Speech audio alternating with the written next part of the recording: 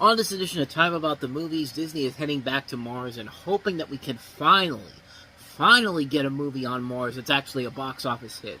We'll see if John Carter can do that. Spoiler alert, it isn't. But does that make it a bad movie? We'll talk more about that in a moment. But we have Elizabeth Olsen in a real-time horror film called Silent House. Eddie Murphy in one of his really bad comedies, maybe one of the worst ones he's done, 1,000 Words. We also have Friends with Kids, which I did not realize was the directorial follow-up for Jennifer Westfeldt after Kissing Jessica Stein, which is one of my favorite movies from 2001.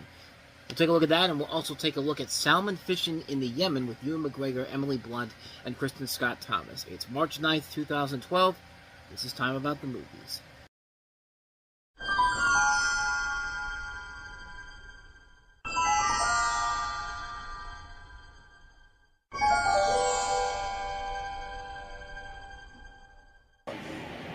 I believed it was a sign that something new had come into this world.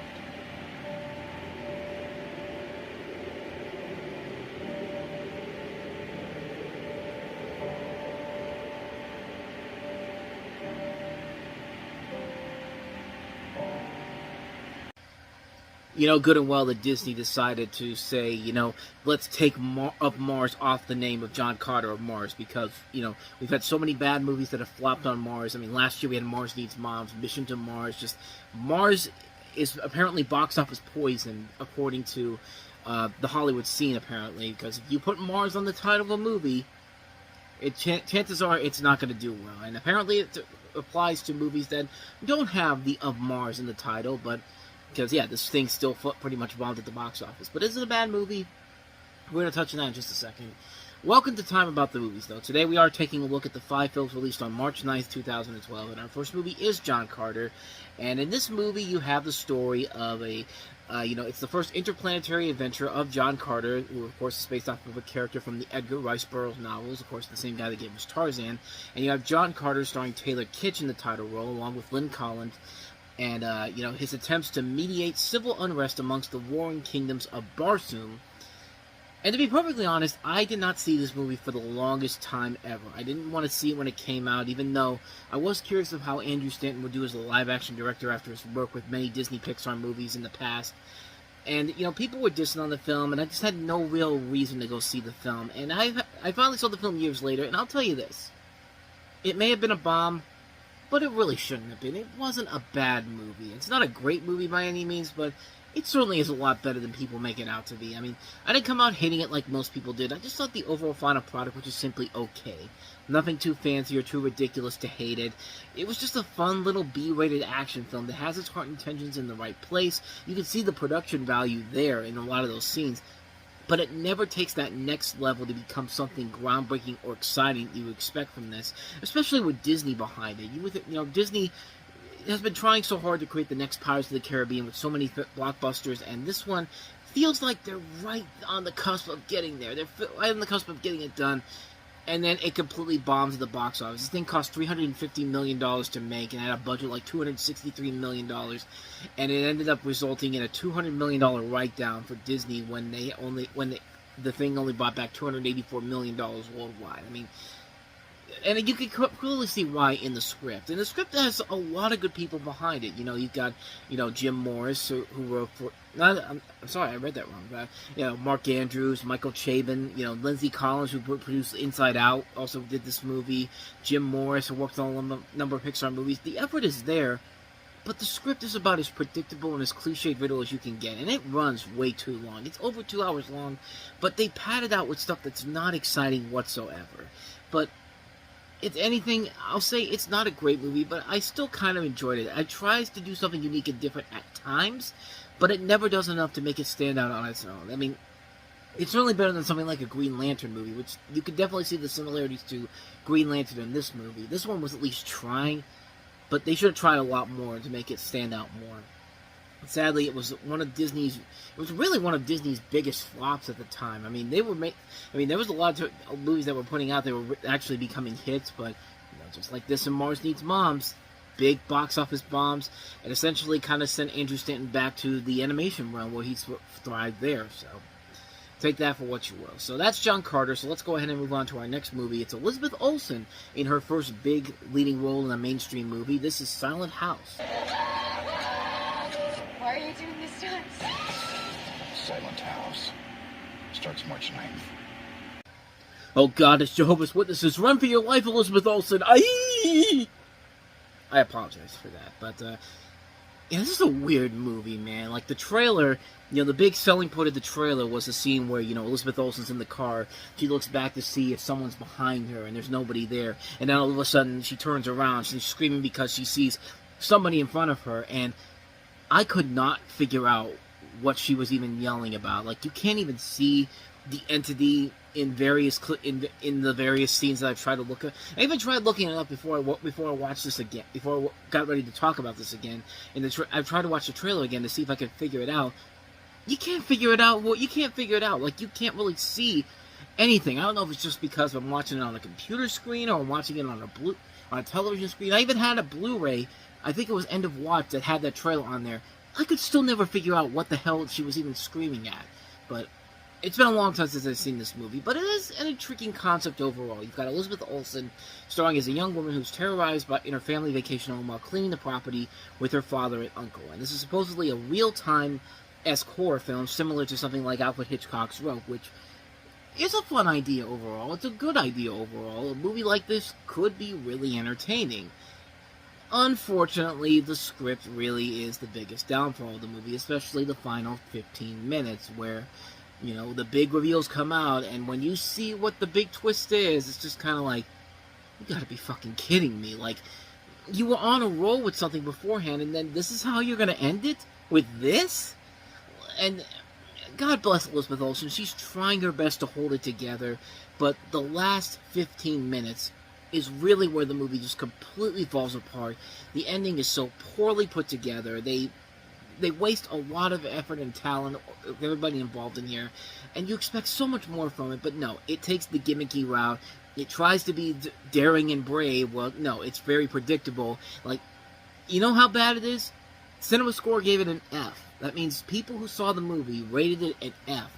One other movie did that in 2012, and that was The Devil Inside. Well, this one certainly isn't as bad as The Devil Inside, but it certainly is a movie that will make you say, you gotta be fucking kidding me with that ending. Like, it's a terrible, terrible ending to a movie that had so much promise before it, and then just completely just came cratering down with the final 15 minutes. And just like, what a wasted opportunity, man. What a wasted opportunity for everybody involved in this movie.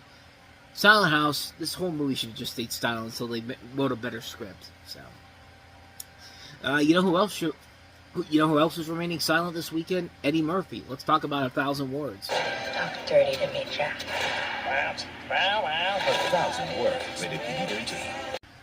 Oh, Kerry, why? Kerry Washington, why did you do this? You're better than this. Eddie Murphy is better than this. What the hell was this movie? I'll tell you what it was. It was a movie that was sitting on the shelf at Paramount for 4 years. But then Eddie Murphy was going to host the Oscars, and it was supposed to be this big comeback trail for him with Tower Heist and the Oscars. And then Brett Ratner had to open his fucking mouth and take Eddie Murphy with him because Brett Ratner was producing the Oscars that year. And he said, well, if I'm going, I'm taking the black guy with me. Come on, Eddie, let's go. And Eddie Murphy followed, and of course his career, and of course for the rest of the decade, Eddie Murphy was stuck in limbo because of that. But yeah, this movie was supposed to come out to help build the hype for that. But yeah, let's be honest. This was sitting on a shelf for 4 years at Paramount. One of the executives looked at it and said, "What's this movie here?" Well, Eddie Murphy's coming back. He's got Tower Heist coming out. He's going to host the Oscars. Put it out there. Who cares if it's not? Who cares if it's not a good movie? We do, because we have to sit through it, especially me. But it has a good premise to it. I mean, Eddie Murphy stars as this guy who finds an unusual tree in his yard after an encounter with a spiritual guru played by Cliff Curtis. After discovering that with every word he speaks, a leaf drops from the tree, he refuses to speak at all because if all the leaves drop, he's gonna die. As silence will keep the tree and him alive. However, his electric mutism affects his work, his marriage, and his friendships. Can he figure out an alternative method of survival, or does he just need to live the rest of his life to the fullest? Well, actually, there is an alternative here, and if you'll give me 1 second, I'll go ahead and tell you what that is. I won't actually tell you, but I will do this. Hope you enjoy this dead air that I've got for you here.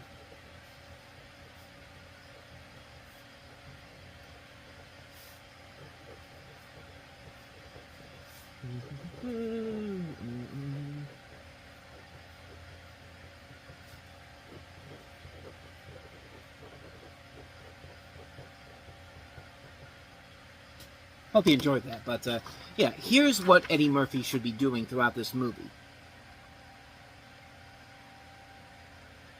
I just completely gave you the real thing that would have happened in this goddamn movie. Oh, slam dunk. But yeah, this whole movie could easily be avoided if he just had a notebook to write everything down, or just tell people, you know, I've got laryngitis. Write down, hey, I've got laryngitis. I've lost my voice. Yeah, easy fix right there. But the problem with the movie is that we gotta go into this territory that we've seen done to death in so many other movies where everybody has to act stupid, nobody can think straight, and they have to come up with the silliest answers ever because that's the appeal for comedy. And yeah, it's a complete, utter failure on every single level. They take a really good concept and just completely destroy it from the get-go.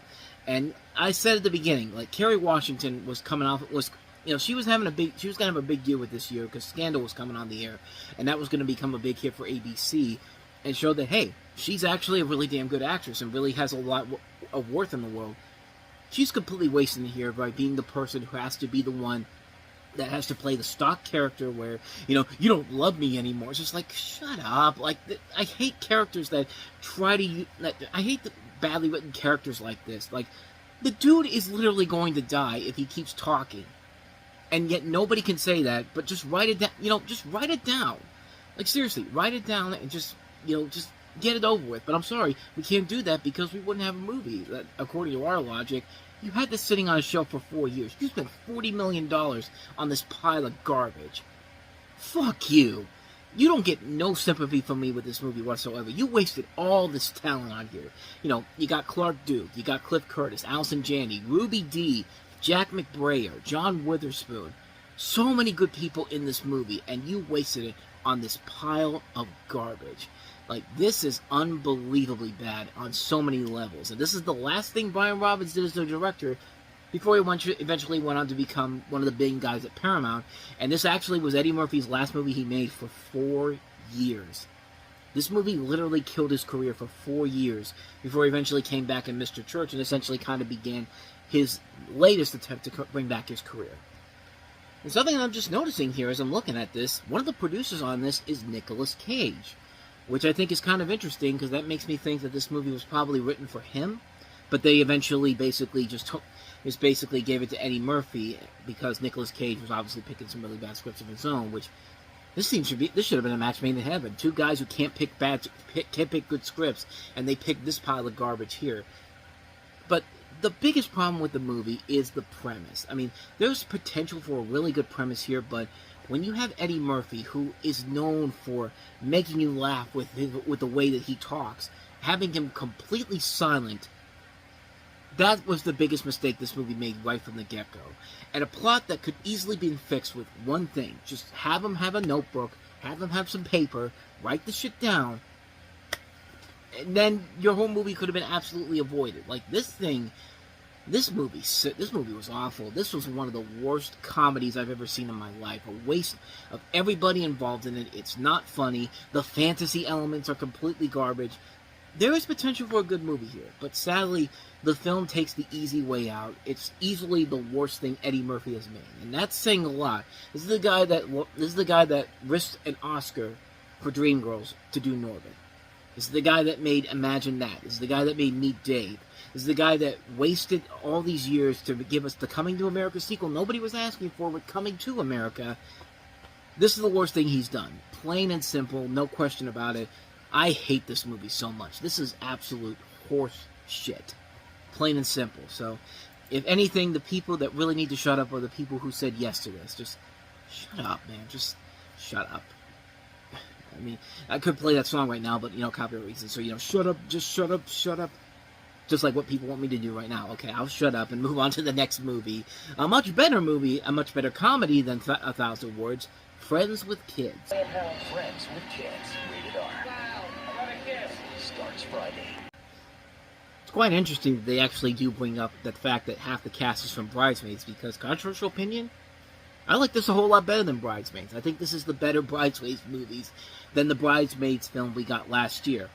Try saying that 3 times fast, but this is Friends with Kids, and you have Julie and Jason, played by Adam Scott, and also, I believe, Jennifer Westfeldt, who directed this movie. More on that in a second. They've been best friends for years with no romantic interest in each other. He sleeps with someone new every few days, and she's looking for Mr. Right. Now in their 30s, they notice that their friends seem to lose all their good qualities when they have children. Children rearing and the spark of Eros doesn't seem to coexist. Eros. So they decide to have a child together, share in child rearing, but pursue their own romantic lives. Things go well until he meets Mary Jane and she meets Kirk.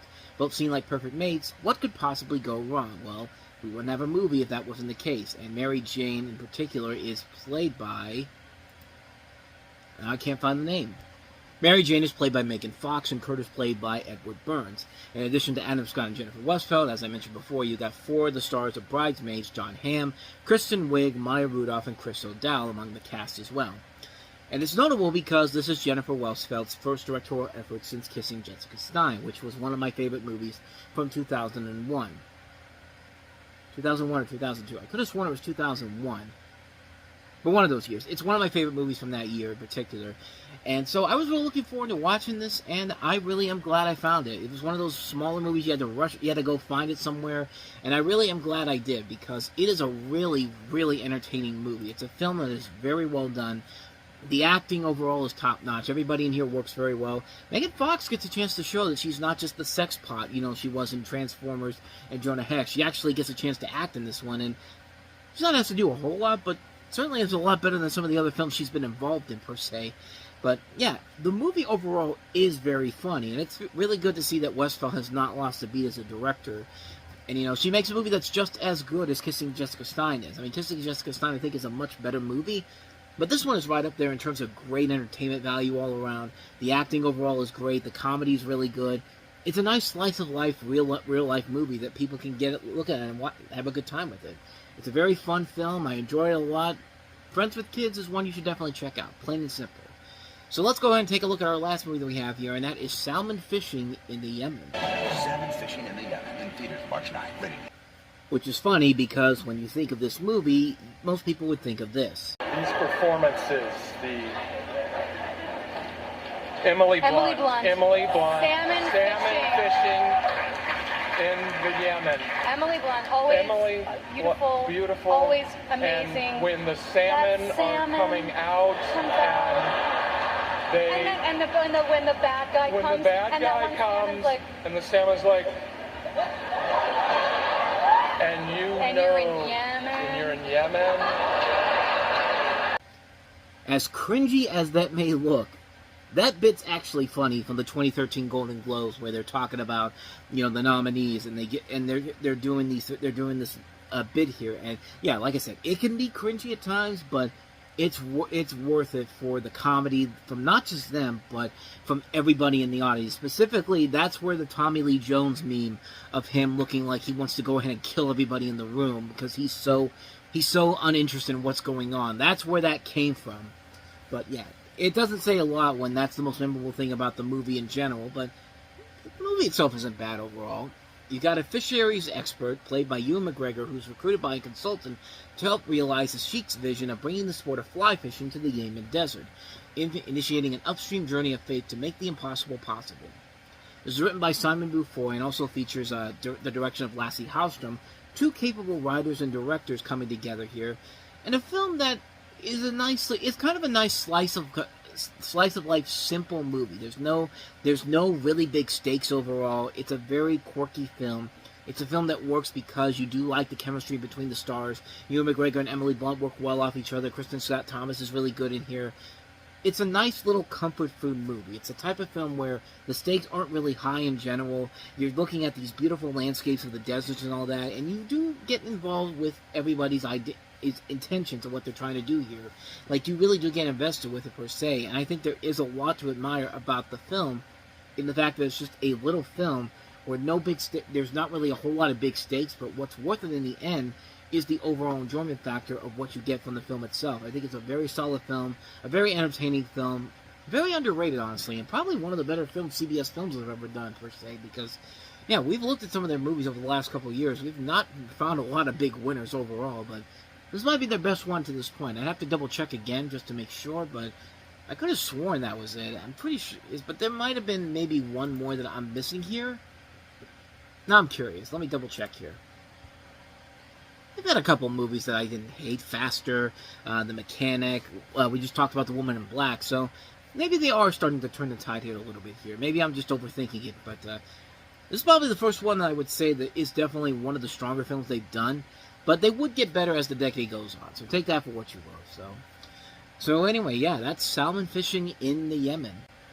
And thus, with all that said, we wrap up another edition of Time About the Movies. A pretty good week coming up next time around. 3 movies, including a big comedy hit and 2 underrated little gems you might be unfamiliar with.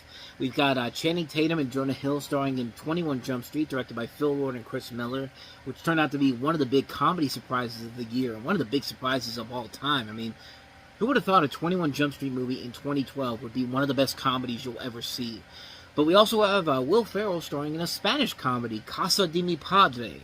We'll take a look at that one, and we'll also take a look at the latest film from the Duplass brothers with Jason Segel and Ed Helms among the cast, Jeff Who Lives at Home. So 3 films to take a look at next time around, and we will delve into those coming up on the next episode. That'll be tomorrow.